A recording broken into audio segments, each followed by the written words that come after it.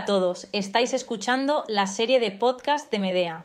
Medea Medical Education Academy es un proveedor global de educación médica dedicado a diseñar, impartir y evaluar programas de educación médica en todo el mundo. Hoy vamos a hablar con el profesor Paul Dimitri, catedrático de salud infantil y consultor en endocrinología pediátrica del Sheffield Children's NHS Foundation Trust. Este podcast, titulado Inteligencia Artificial en Endocrinología Pediátrica, ¿cómo se compara con las habilidades clínicas?, forma parte del programa de formación médica continua titulado Trastornos del crecimiento en 2025, retos actuales, soluciones y recomendaciones. Al finalizar el podcast, los participantes deberían ser capaces de aplicar buenas prácticas clínicas en el examen y diagnóstico de trastornos del crecimiento, así como debatir sobre el papel de la IA y otros avances tecnológicos en pacientes con baja estatura. El público objetivo de este programa son los médicos, en particular los pediatras que trabajen en el tratamiento de los trastornos del crecimiento y los de medicina general. Algunos contenidos serán de interés para el personal de enfermería especializado en trastornos del crecimiento. Todos los materiales se pueden aplicar a cualquier región geográfica. Me llamo Paul Dimitri. Soy catedrático de Tecnología Sanitaria Infantil y consultor en endocrinología pediátrica en el Hospital Infantil de Sheffield del Reino Unido. También soy director clínico de innovación en tecnología sanitaria infantil en el mismo hospital. Dirijo el Centro de Investigación en Tecnología Sanitaria en Pediatría y Salud Infantil del Instituto Nacional de Investigación Sanitaria y Asistencial, el NIHR. También soy vicepresidente de Ciencia e Investigación del Real Colegio de Pediatría y Salud Infantil, también en el Reino Unido. ¿Cuáles son los usos prácticos de la IA en la práctica clínica en 2025? Probablemente la mejor manera de abordar esta cuestión es considerar primero algunas de las aplicaciones generales de la inteligencia artificial en la práctica clínica y luego profundizar en cómo se ha utilizado la IA en el diagnóstico y tratamiento de los trastornos del crecimiento. Cuando pensamos en la aplicación de la inteligencia artificial de forma general, se ha utilizado en documentación clínica y flujos de trabajo, en el sentido de que existen herramientas de escucha ambiental con IA que ayudan a los médicos a transcribir y resumir automáticamente las interacciones con los pacientes, lo cual reduce en última instancia la carga administrativa. Y en el mismo contexto, ahora utilizamos la inteligencia artificial de voz para la correspondencia clínica. Existen herramientas de dictado con inteligencia artificial que reducen significativamente el tiempo necesario para redactar la correspondencia médica. En otro ámbito, utilizamos la IA en las pruebas de diagnóstico por imágenes y el reconocimiento de patrones. Contamos con inteligencia artificial para detectar anomalías en imágenes médicas. Esto mejora la precisión y la rapidez y ayuda en el diagnóstico de enfermedades, en particular en la detección temprana. También desempeña un papel en la comunicación con los pacientes y la mejora de la atención médica. Ahora estamos viendo asistentes virtuales y chatbots de IA que ayudan a los pacientes a recorrer los sistemas sanitarios y a gestionar citas. Se ha utilizado ampliamente en medicina y en el apoyo a la toma de decisiones clínicas. Así pues, las herramientas de IA están ayudando en la toma de decisiones clínicas, lo que garantiza mejores resultados para los pacientes, aunque sigue existiendo el importante papel de la supervisión humana, ya que la IA puede cometer errores, también conocidos como alucinaciones. También tiene un papel en la medicina de precisión y la genómica, y aquí es donde la IA está empezando a destacar y a ser crucial para apoyar la atención sanitaria. Estamos viendo análisis genómicos con IA que están haciendo avanzar la medicina personalizada. Y lo estamos viendo especialmente en el tratamiento del cáncer, aunque ahora también está empezando a apoyar otras áreas de la atención sanitaria. En la misma línea de la medicina de precisión, también estamos viendo su aplicación en medicina personalizada y planes de tratamiento. Y es que los algoritmos de IA están ayudando a adaptar los tratamientos según los perfiles individuales de los pacientes. Esto permite optimizar las dosis de medicación y los enfoques terapéuticos. La IA ya se ha incorporado en dispositivos médicos, mejorando su utilizabilidad y eficacia.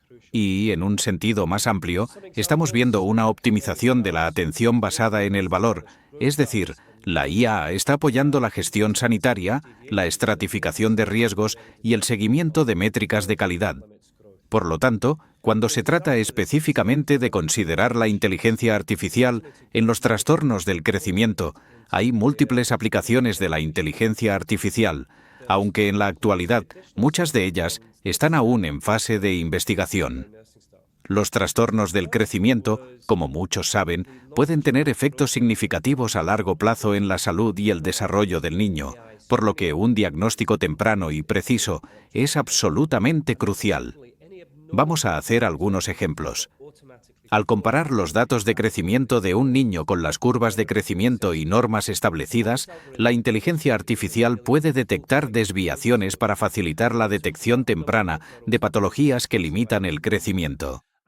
Un ejemplo de esto fue un estudio realizado en Finlandia que utilizó un sistema automatizado de monitorización del crecimiento, incorporado en sus historiales médicos electrónicos, que incluía 2 pasos adicionales más allá de la monitorización habitual del crecimiento realizada por el personal de enfermería. El primero era el análisis de los datos longitudinales de crecimiento de cada niño, que se realizaba automáticamente mediante un algoritmo de detección con IA integrado en el historial médico electrónico. Y, en segundo lugar, cualquier valor de crecimiento anómalo identificado se enviaba automáticamente a un endocrinólogo pediátrico para su posterior revisión y evaluación. Lo que demostró este algoritmo fue una detección casi 3 veces mayor de trastornos del crecimiento, pero, además, redujo a la mitad el número de derivaciones que habrían sido clasificadas como normales y, más notable aún, detectó fallos de crecimiento que anteriormente se habían pasado por alto con la monitorización habitual del crecimiento, con un aumento de 8 veces en el diagnóstico de patologías. Así que se puede ver el verdadero valor de la IA en la identificación de trastornos del crecimiento. En otros estudios de investigación, todo esto se ha llevado un paso más allá mediante el desarrollo de aplicaciones móviles de crecimiento que ofrecen un enfoque más personalizado para facilitar la identificación temprana de los trastornos del crecimiento. Y esto es porque hay una introducción de datos sobre el crecimiento o datos antropométricos por parte de los padres que aumenta la frecuencia de la captura de datos y permite que esto ocurra también en lugares remotos, especialmente para quienes tienen acceso limitado a la atención sanitaria especializada. Y donde la IA es realmente importante es en la integración de algoritmos en esas aplicaciones móviles que, cuando los padres introducen las mediciones antropométricas, pueden detectar el fallo de crecimiento utilizando modelos predictivos basados en curvas de crecimiento regionales estandarizadas y, posteriormente, proporcionar consejos al usuario final y facilitar la derivación a un médico de atención primaria o a un endocrinólogo pediátrico.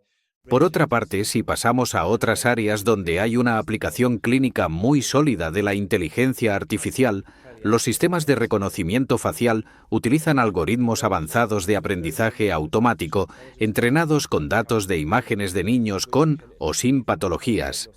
Básicamente se entrena un sistema con rostros normales y con rostros de personas con patologías para luego aplicar datos de prueba y ver si se puede detectar la enfermedad. En el ámbito de los trastornos del crecimiento, estos algoritmos de reconocimiento facial se han aplicado en áreas de diagnóstico como el síndrome de Turner, el síndrome de Noonan y la hiperplasia suprarrenal congénita, con algoritmos y sistemas que alcanzan una precisión de entre el 80 y el 97%. Y también hay sistemas más desarrollados, ya comercializados, que pueden aplicarse ahora para facilitar y apoyar el diagnóstico más amplio de afecciones genéticas, muchas de las cuales se presentan con baja estatura y crecimiento deficiente.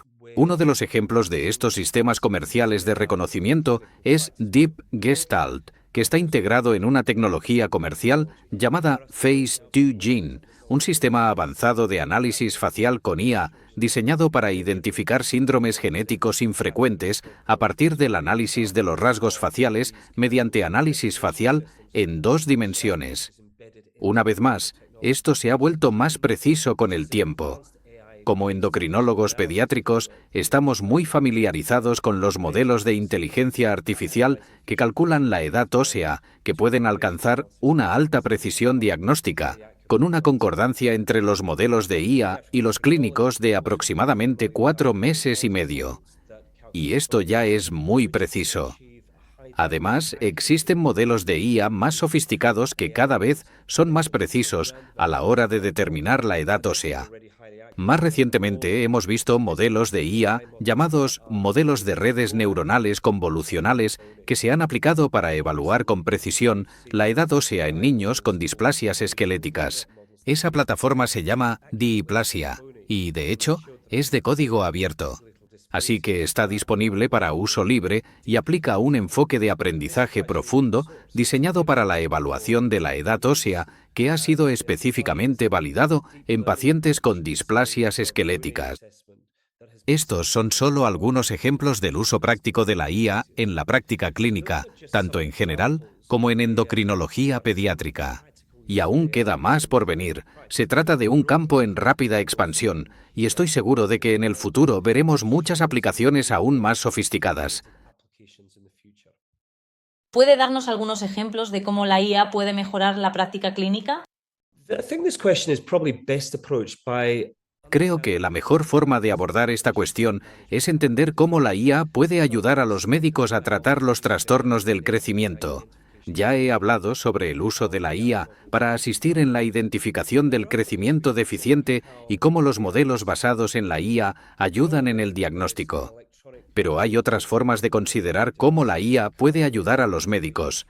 Todos sabemos que existe un dispositivo de administración a domicilio de hormona del crecimiento, totalmente automatizado y electrónico, que actualmente está disponible para los pacientes que requieren terapia con hormona del crecimiento y ha sido diseñado con una conectividad integrada, de forma que el dispositivo registra sistemáticamente datos detallados de cada inyección, incluidas la hora de la inyección, la dosis administrada y la frecuencia con la que se administra la inyección.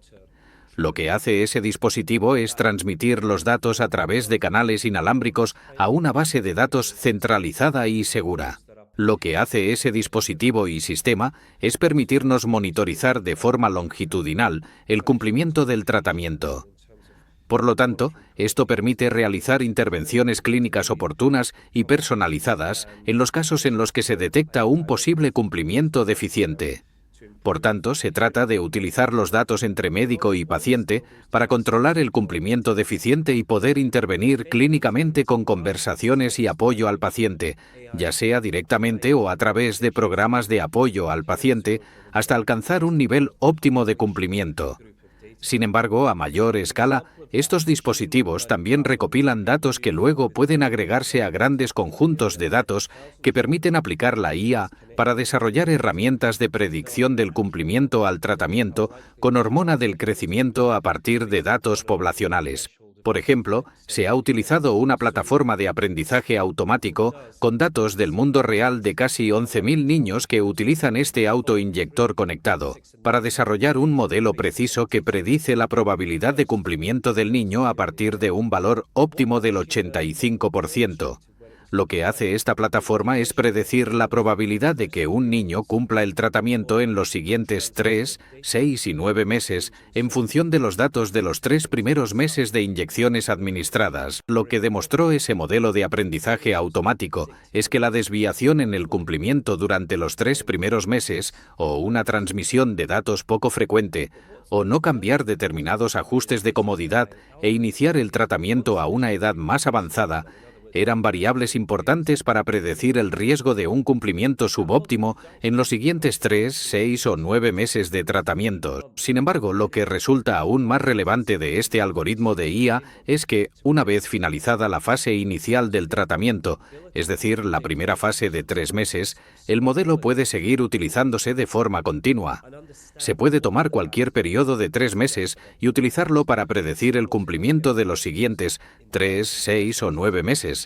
Así que ahora podemos predecir qué qué pacientes corren el riesgo de tener un cumplimiento subóptimo del tratamiento con hormona del crecimiento y entender cuáles son los factores que predicen ese bajo cumplimiento. Esto apoya a los profesionales sanitarios en el desarrollo de intervenciones personalizadas para los pacientes que reciben un tratamiento con hormona del crecimiento para trastornos del crecimiento.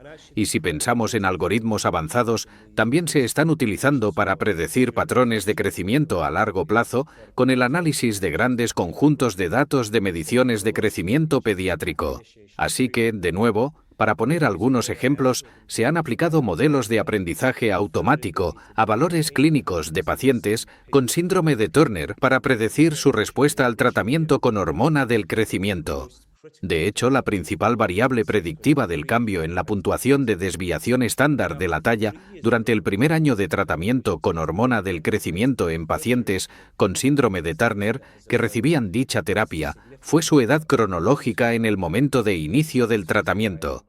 Y luego, utilizando un algoritmo de IA llamado método del bosque aleatorio, se identificó además que el cambio en la puntuación de desviación estándar de la talla en pacientes con síndrome de Turner durante el primer año de tratamiento era el factor predictivo más importante de la mejora de esa puntuación en los 3 años siguientes. Además, tras 3 años de tratamiento con hormona del crecimiento en pacientes con síndrome de Turner, la talla media de los padres y el incremento de la talla en el primer año han resultado ser los factores de predicción significativos del resultado del crecimiento a largo plazo mediante el uso de estos algoritmos de IA.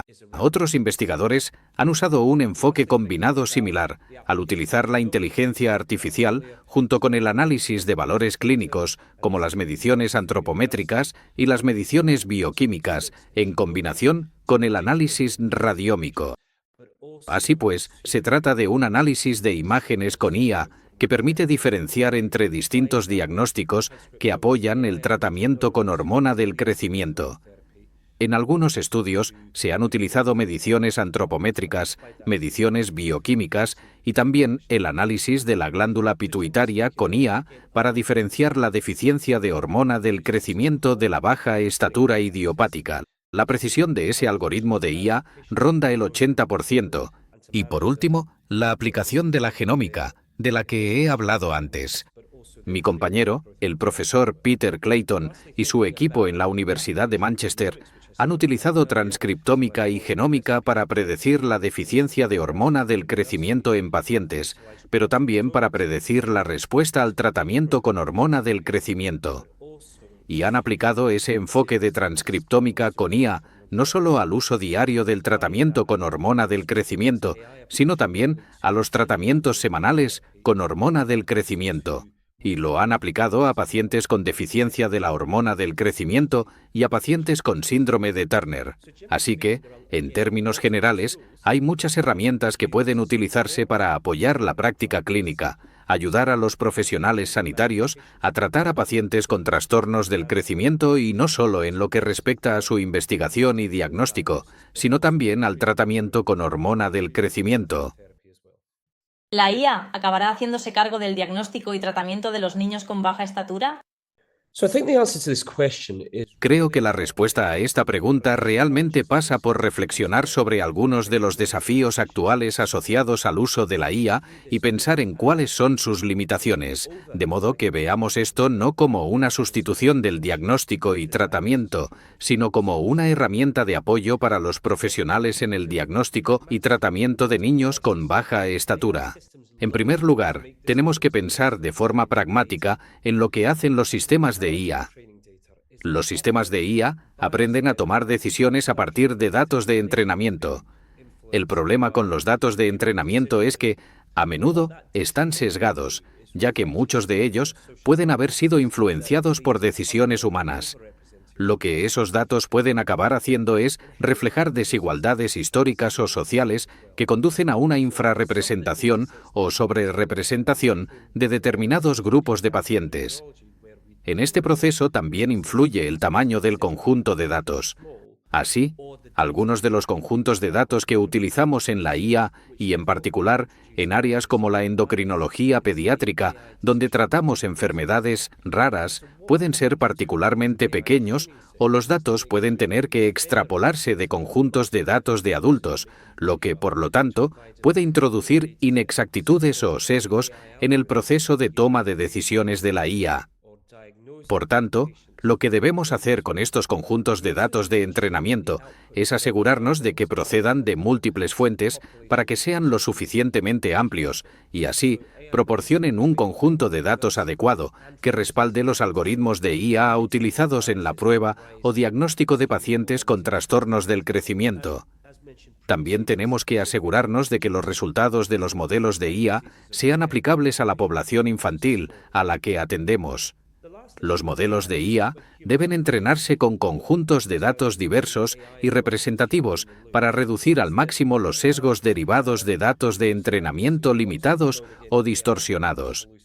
Y como ya se ha mencionado, esto es especialmente importante en niños con trastornos del crecimiento, donde las enfermedades son raras y los grupos de pacientes son pequeños. El último problema con la IA, y aquí es donde los humanos son realmente importantes en lo que en el mundo de la IA se denomina Human in the Loop, literalmente humano en el bucle, es que la IA puede producir inexactitudes, lo que en el lenguaje de la IA también se conoce como alucinaciones. Por eso es importante que comprobemos lo que generan los modelos de IA, porque no siempre es correcto. Y yo animaría a cualquiera a usar plataformas de IA como ChatGPT o Copilot para ver qué ocurre, porque se pueden observar esas alucinaciones donde los resultados son inexactos. Por eso necesitamos humanos que revisen estos datos. Desde una perspectiva clínica, la IA debe verse realmente como una herramienta para apoyar la toma de decisiones clínicas en el diagnóstico y tratamiento de niños con baja estatura, no como una sustitución. Posiblemente en el contexto de la salud infantil y pediátrica debemos pensar en los niños no solo como modelos biológicos, sino como individuos con necesidades y vulnerabilidades propias, que además están enmarcadas en relaciones familiares y dinámicas contextuales. Es algo tremendamente complejo. Por tanto, no debemos considerar a los niños solo desde el punto de vista de la enfermedad, sino también el contexto y el entorno en que se presenta esa enfermedad y cómo se gestiona en ese mismo entorno. La IA no necesariamente evaluará ese contexto. Ofrecerá una respuesta basada en datos, en función de los datos que comprenda. No comprenderá los matices de las necesidades individuales, las vulnerabilidades, ni las relaciones y dinámicas familiares. También debemos tener en cuenta la calidad de la relación entre el médico y el paciente, y esta se basa en la interacción humana. Un aspecto fundamental de nuestro trabajo es generar un sentimiento de compromiso y confianza del paciente hacia su médico. Ese tipo de compromiso depende de la empatía y de las habilidades clínicas del profesional, algo que la IA no puede proporcionar. Existe un estudio que ha demostrado que la IA puede ser empática, pero lo es en un plano digital, a través de plataformas que utilizan voz o texto como método de interacción. Pero la empatía y las habilidades clínicas son mucho más. Se trata de interacciones entre humanos. Implican habilidades visuales, habilidades auditivas. Consisten en comprender las necesidades del paciente a partir de detalles visuales y auditivos durante una consulta concreta. Y existen diferentes matices durante la anamnesis. Captamos la emoción. Establecemos un contacto visual, leemos el lenguaje corporal, captamos información adicional que puede revelar otros problemas que quizá pasen desapercibidos para un programa de inteligencia artificial.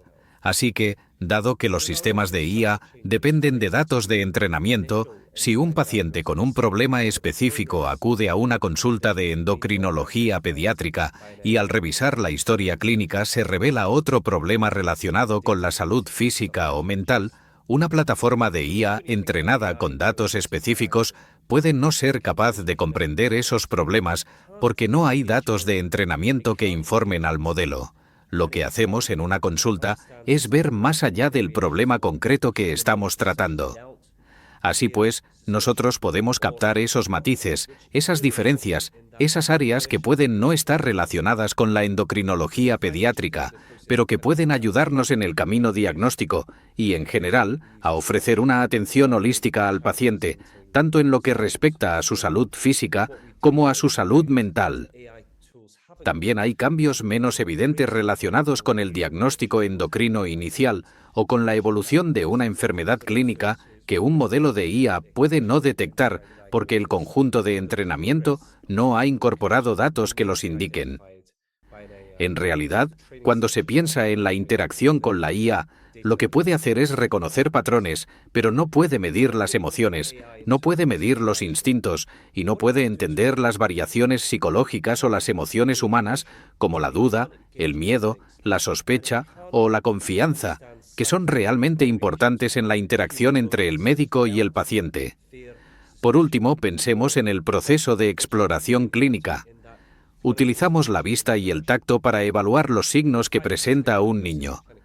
Lo que hacemos ahí es usar elementos que las herramientas de IA no tienen, para lograr una visión clínica más amplia y un panorama más completo de lo que ocurre con nuestros pacientes, no solo para llegar a un diagnóstico, sino también para apoyar de forma holística su atención a medida que avanzan con su tratamiento para el trastorno del crecimiento. ¿Qué mensajes clave podemos llevarnos a casa al final de este podcast? Creo que una buena manera de resumir esto es con un artículo de Eric Topol. Publicó un artículo en The Lancet en el que reflexionaba sobre el valor de la IA en el contexto de lo que él definía como restaurar lo esencialmente humano en la medicina, principalmente proporcionando el don del tiempo. Esto significa que la IA crea oportunidades para que los médicos se centren en la compasión y la empatía, utilizando la IA para mejorar la velocidad de diagnóstico y así disponer del tiempo tan necesario que necesitamos como médicos para centrarnos en el valor de las relaciones entre el paciente, el cuidador y el médico. La IA es una herramienta facilitadora y de apoyo. No creo que pueda sustituir a la interacción entre el médico y el paciente, ni ahora ni en un futuro próximo. En esencia, la IA es una herramienta vital para apoyar el tratamiento de los trastornos del crecimiento y hoy en día es fundamental para apoyar a los médicos en su práctica diaria, pero en ningún caso sustituirá a los médicos ni a otros profesionales sanitarios. Sin embargo, es probable que los médicos que no aprovechen las oportunidades de la IA se encuentren en desventaja en el futuro. Por lo tanto, es muy importante que mis compañeros médicos y los profesionales sanitarios acepten la IA por lo que puede hacer, pero que también reconozcan sus limitaciones y comprendan que no sustituirá a la relación entre el médico y el paciente y el valor que aporta el médico a la hora de apoyar la mejor atención sanitaria para niños y jóvenes en el diagnóstico y tratamiento de los trastornos del crecimiento. Gracias por escuchar este podcast de MEDEA. Para más información sobre nuestros programas de formación médica continuada, visita nuestra página web medeacademy.com.